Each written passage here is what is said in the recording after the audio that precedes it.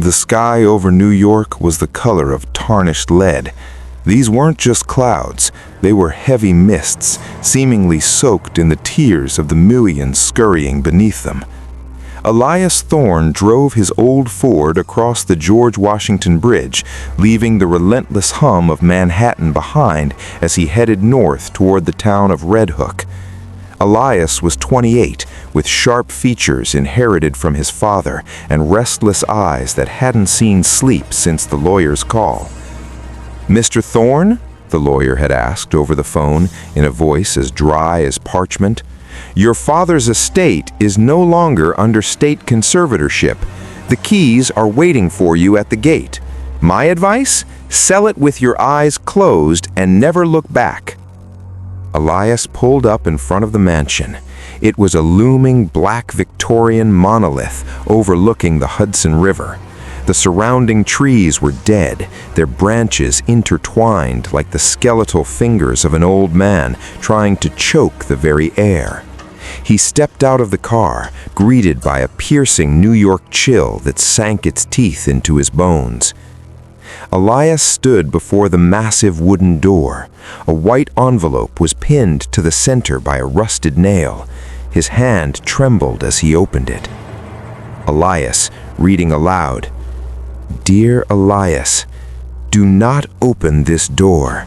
I have been inside for 20 years, waiting for you to set me out. If you enter, we will trade places." Elias felt his heart skip a beat. The handwriting was his, the same curves, the same distinctive tilt in every letter. "My God, this is insane," he whispered. "Maybe it's my father.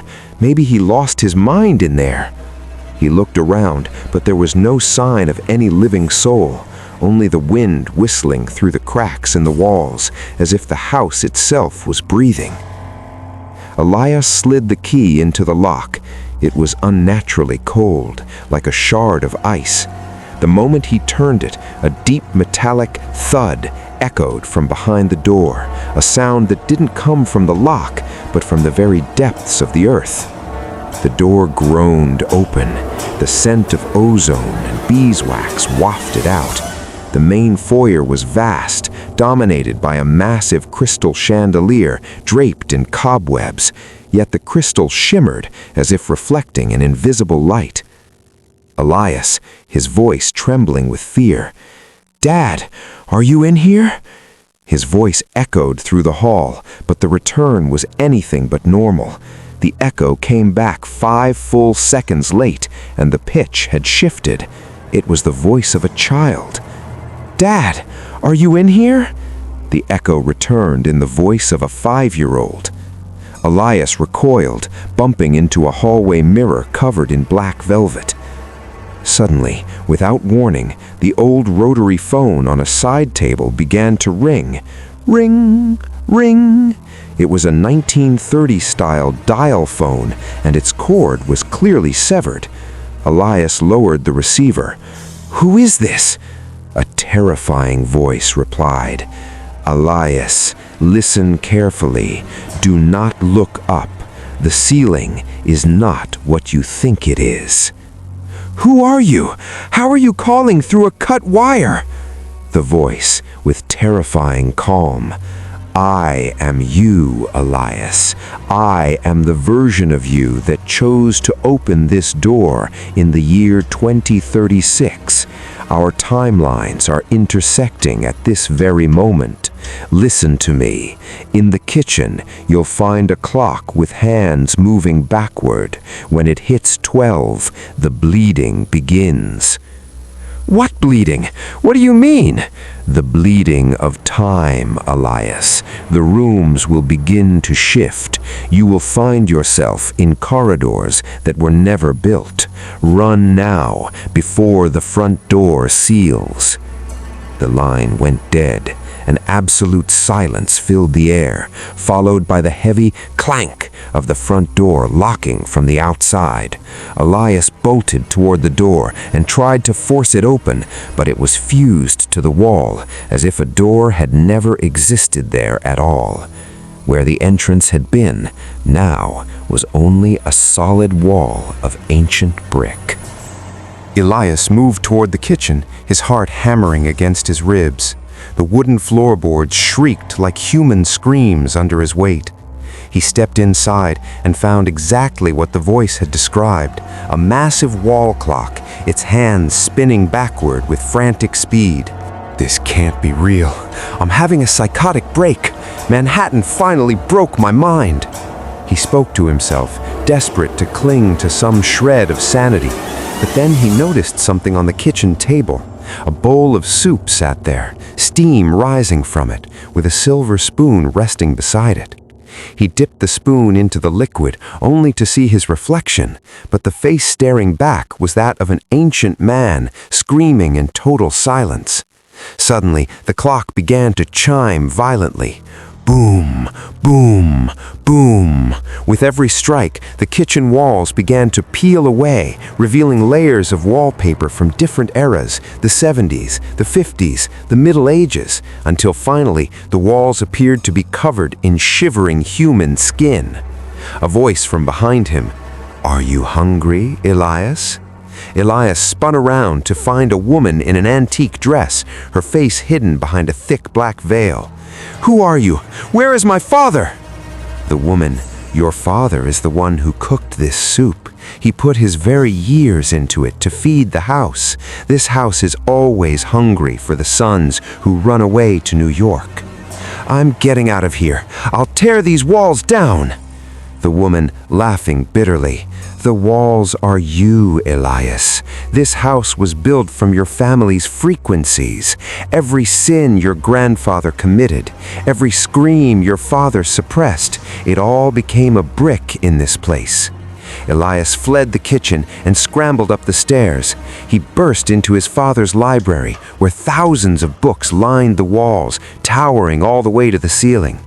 In the center of the room sat a massive vintage radio, its glass vacuum tubes glowing with an eerie blue light. The radio began to emit a rhythmic pulse of Morse code.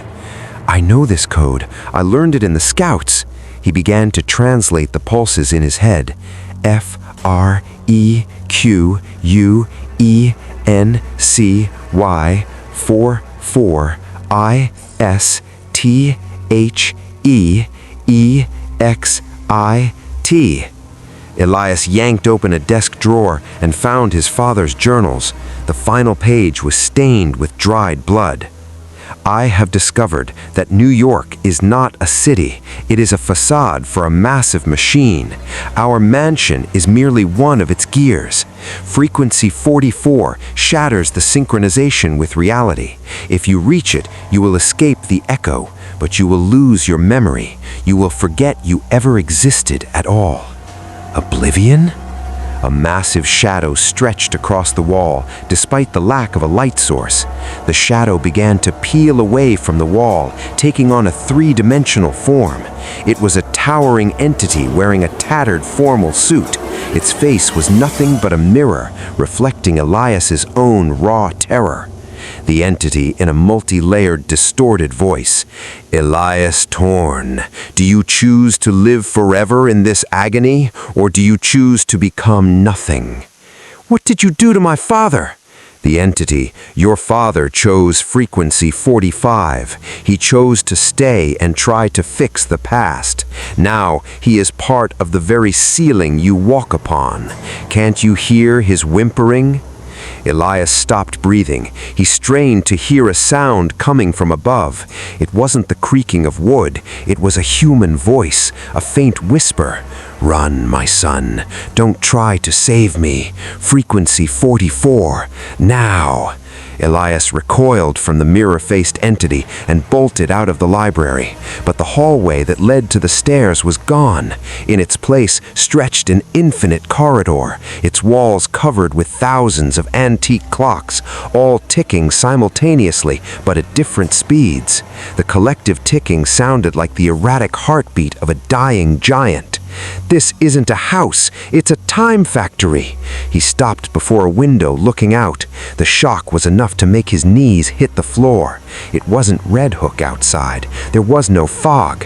He saw New York City, but it was built from massive brass gears. Skyscrapers moved up and down like engine pistons, and the people in the streets moved with repetitive mechanical jerks, like dolls in a broken music box. New York, it's the engine, and this house is the control room. Suddenly, one of the doors in the corridor swung open. A woman dressed in the 1930s attire.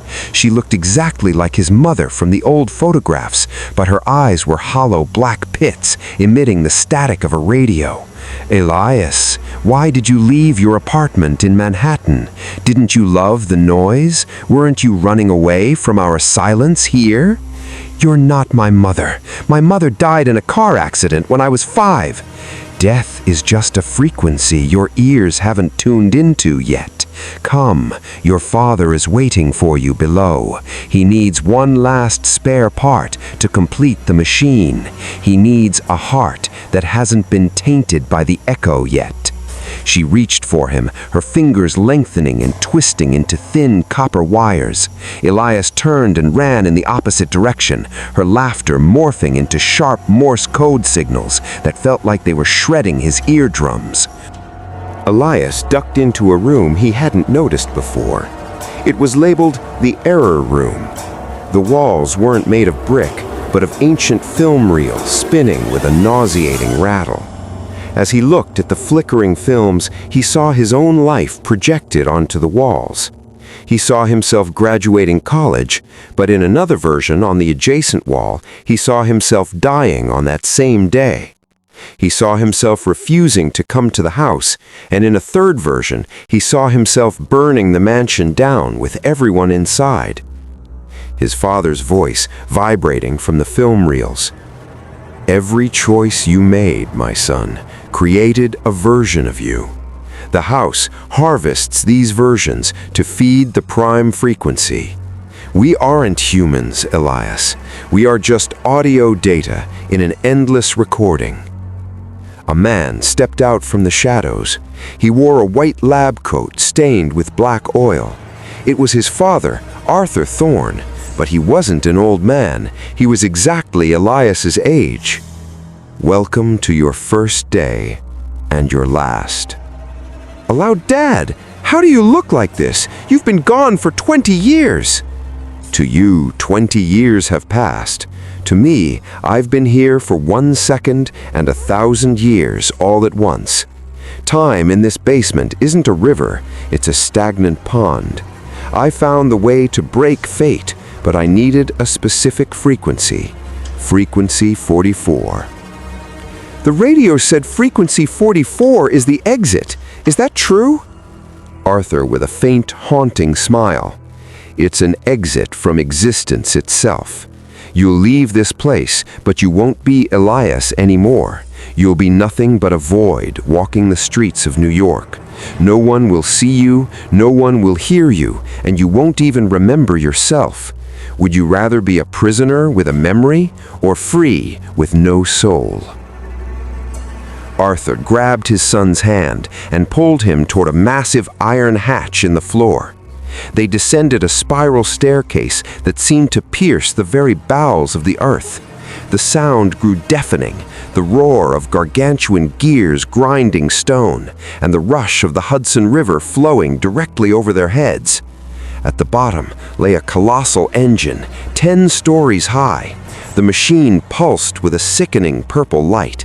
At its core were glass vats containing human husks floating in a translucent fluid. What are these things? Arthur, these are the New Yorkers who went missing over the years, the ones you read about in the papers, the ones who went out for milk and never came back. The house didn't kidnap them. It absorbed their frequencies to maintain the city's stability above us. Without this engine, Manhattan would collapse in a heartbeat. Arthur stopped before a brass control panel with 2 large switches. One was labeled 44, Absolute Silence, and the other 45, Restart. If you choose 45, time will rewind 20 years. I'll be with you and we'll never come to this house. But the price is that someone else, another son and another father in an alternate version, will take our place in these glass vats forever. Would you rather sacrifice a stranger to live your own life? That's not logic, that's a crime. Our happiness can't be built on the agony of others. All of New York is built on this principle, Elias. Every skyscraper that rose did so at the cost of a fallen soul. The house just makes it direct.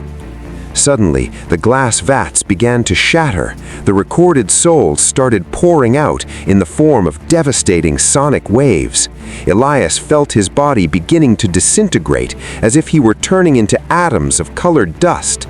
Then a familiar voice screamed in his ear. It was his own voice, the one from the future, the voice from the phone. Don't believe him! That is not our father talking to you. The engine took his shape to ensnare you into staying. Smash the clock inside his heart. Elias looked at his father's chest. Through the white lab shirt, he saw brass gears spinning beneath the skin. It wasn't his father. It was a temporal android, a construct created by the room to ensnare him. Summoning every ounce of strength, Elias grabbed an iron rod from the floor. With a primal scream, he drove it straight into the center of Arthur's chest. There was no blood. Instead, the air filled with the sound of recorded screams, and shards of clockwork and springs flew everywhere. The entity collapsed, and the gargantuan engine began to shudder. The walls started to crumble, and from behind the debris, the real lights of New York City appeared. But they looked miles away, like the end of a very long, dark tunnel. The basement began to flood with the icy waters of the Hudson River. Elias scrambled toward the stairs, but the floor was transforming into quicksand of old cassette tapes, tangling around his ankles and trying to drag him under. The voice of the house. Where are you going? You are part of the archive now. Serial number 44, Alpha Thorne. There is no escape. Elias reached the main foyer. The door that had turned into a wall had reappeared, but it was sealed shut by chains of frozen light. He remembered the key. He pulled it from his pocket, but it began to melt in his palm, turning into a shimmering silver liquid.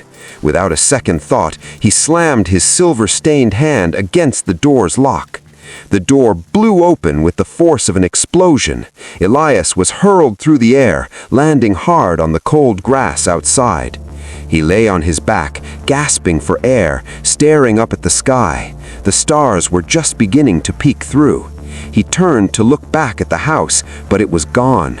In its place was only a vacant, weed-choked lot with the charred ruins of a mansion that had burned down decades ago. Elias walked toward his car, only to find it buried under a thick layer of dust and rust, as if it had been parked there for 20 years instead of an hour. He climbed inside, and by some miracle the engine cranked. He drove toward Manhattan in a total state of shock and disorientation. When he reached his apartment in Brooklyn, he slid his key into the lock. A strange woman opened the door, looking at him with pure terror. "Who are you? How do you have a key to my apartment?" "This is my place. I'm Elias Thorne." My God, Elias Thorne, the man who disappeared right after his father back in 2006. "Sir, you've been missing for 20 years. Your face is everywhere. You're a famous cold case." Elias backed away, trembling. He caught his reflection in the elevator mirror. He didn't see his own face. He saw his father's face. He touched his cheek in horror, only to find that his skin felt cold and metallic. He pulled his phone from his pocket. It wasn't his modern smartphone. It was an old 2006 Nokia. A single text message arrived, dated today, but the year was 2026. "Welcome to Frequency 44. You left the house, but you never left the recording. Look behind you." Elias turned. Every single person on the street had stopped dead in their tracks at the exact same moment. They were all staring at him. and then, in perfect unison, they began to make a sound, the ticking of a clock. Tick, tick, tick. Then the lights of New York City went out all at once. The only thing left was the sound of a faint laugh coming from Elias's own throat. A laugh that wasn't his, but an echo of the father he thought he had killed in the basement.